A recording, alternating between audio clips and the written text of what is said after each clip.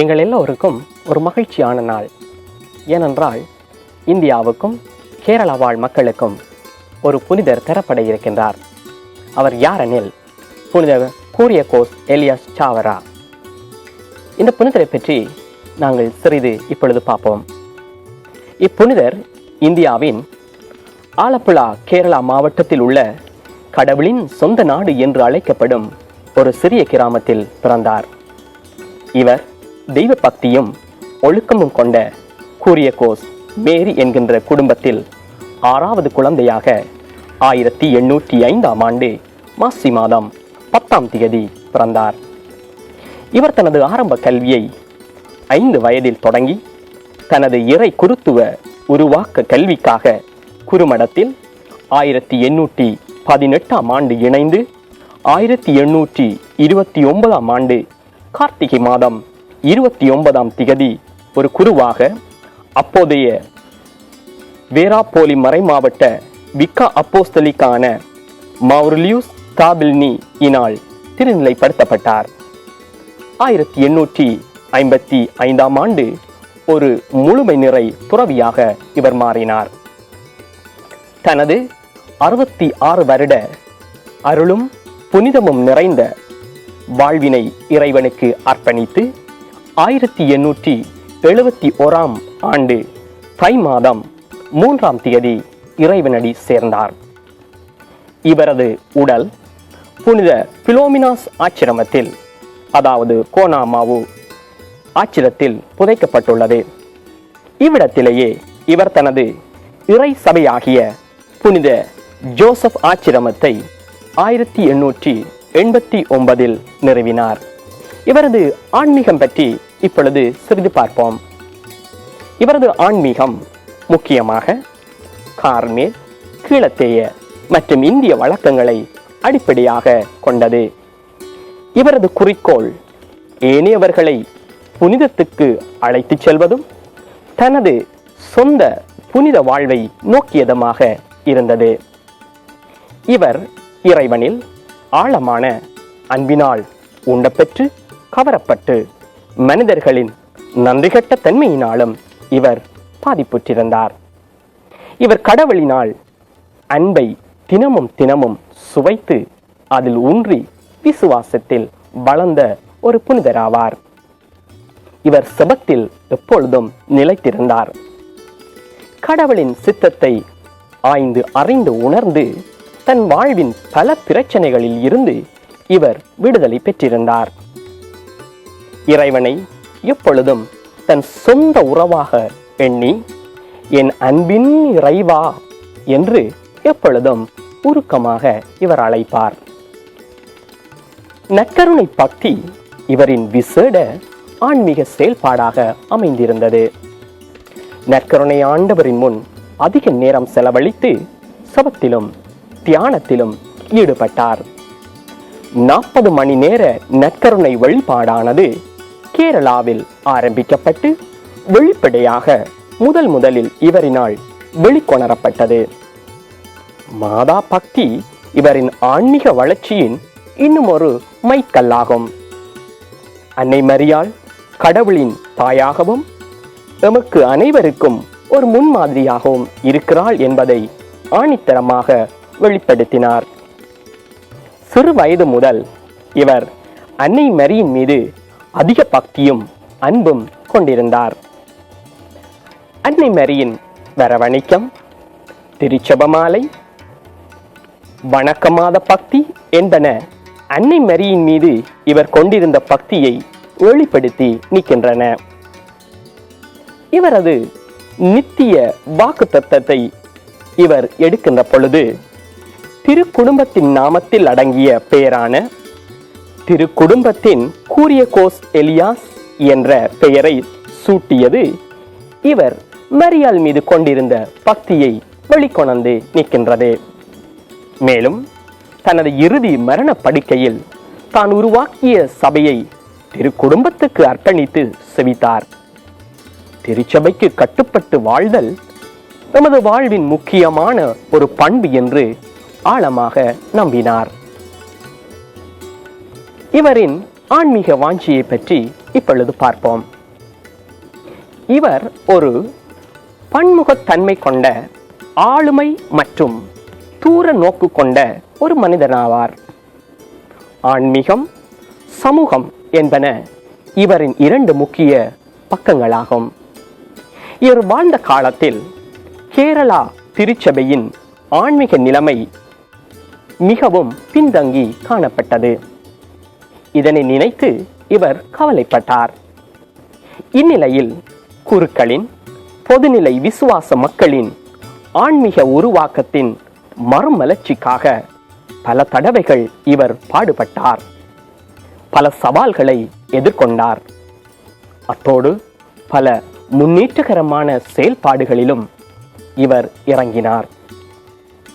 ஆன்மீக மறுவளர்ச்சியை, புதுப்பித்தலை உருவாக்க ஆலயங்களிலும் பங்கு தளங்களிலும் குருக்களுக்கும் இறை மக்களுக்கும் சப வழிபாடுகளையும் ஆன்மீக தியான உரைகளையும் இவர் வழங்கினார். மேலும் முதலில் ஒரு அச்சகத்தை நிறுவி, குறிப்பாக கத்தோலிக்க அச்சகத்தை நிறுவி, அதன் ஊடாக ஒழுக்கம் சார்ந்த, செபம் சார்ந்த புத்தகங்களை வெளியிட்டு இறை விசுவாசிகளின் ஆன்மீக வளர்ச்சிக்கு வித்திட்டார். இந்த புனிதரின் மறுமலர்ச்சிகளை பற்றி நாங்கள் இப்பொழுது பார்ப்போம். கல்வியின் ஊடாக ஒரு சமூக விழிப்புணர்வை ஏற்படுத்தலாம் என்று இந்த புனிதர் ஆழமாக நம்பினார். எனவே அவர் 1846ஆம் ஆண்டு சமஸ்கிருத பாடசாலையை உருவாக்கி, சாதி, நிற அடிப்படையில் ஆன வேறுபாடுகளை அகற்றி அனைவருக்கும் பொதுவான கல்வியை அளித்தார். இந்த காலத்தில் சாதி வேறுபாடுகள் அதிகமாக இப்பிரதேசங்களில் காணப்பட்டிருந்தது.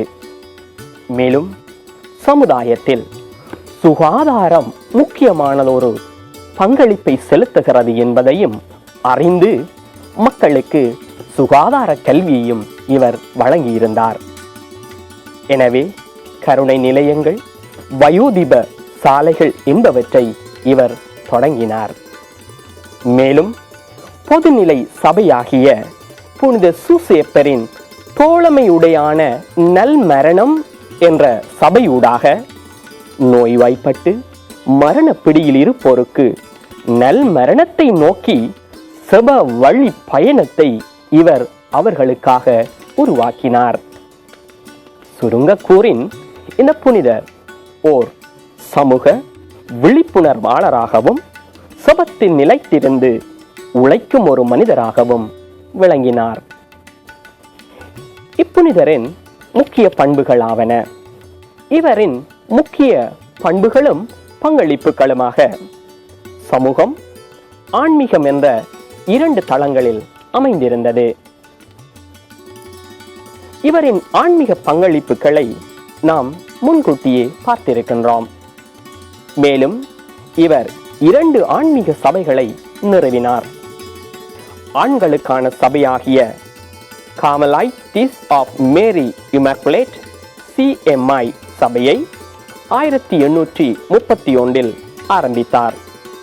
இச்சபையில் கிட்டத்தட்ட 3000 அங்கத்தவர்கள் இணைந்து 27 நாடுகளில் பணியாற்றி வருகிறார்கள். இவர்கள் தங்கள் மேன்மையான பணியை பாடசாலைகள், கருணை இல்லங்கள், மீட்பு பணி நிலையங்கள், சுகாதார நிலையங்கள், சமூக வேலை தளங்கள் ஆகியவற்றில் ஆற்றி வருகிறார்கள். இது எங்கள் எல்லோருக்கும் ஒரு மகிழ்ச்சி. மேலும் பெண்களுக்கான சபையை 1866 மாசி மாதம் 13ஆம் தேதி ஆரம்பித்தார். 3ஆம் நிலை கார்மேல் சபை, Third Order of Carmelite Discalced TOCD என்று அழைக்கப்படுகிற சபையை இவர் உருவாக்கினார்.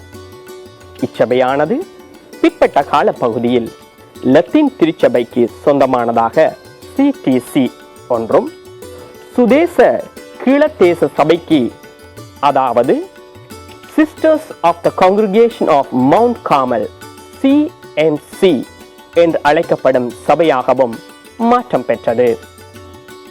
தற்போது உலகெங்கும் ஏறக்குறைய 7000க்கும் அதிகமான அங்கத்துவ அருட்சகோதரிகளை இச்சபை கொண்டு இறைப்பணியாற்றி வருகிறது என்றால் அது மிகையாகாது.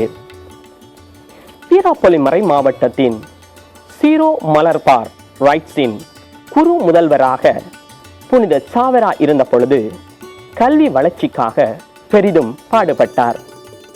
குறிப்பாக ஒவ்வொரு பங்கு தளங்களிலும் அருகில் ஒரு பாடசாலையை நிறுவி மாணவர்களின் கல்வி வளர்ச்சிக்கு பெரிதும் பாடுபட்டார்.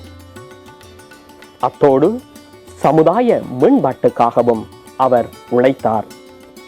இதன் விளைவாக கேரளாவிலும் ஏன் இந்தியா முழுவதுமே பாலர் பாடசாலை தொடக்கம் மருத்துவ கல்லூரி வரைக்கும் மாணவர்களின் கல்வி எழுச்சி வாழ்வுக்காக இவர் அயராது பாடுபட்டு உழைத்தார் என்றால் அது எங்கள் எல்லோருக்கும் மகிழ்ச்சி.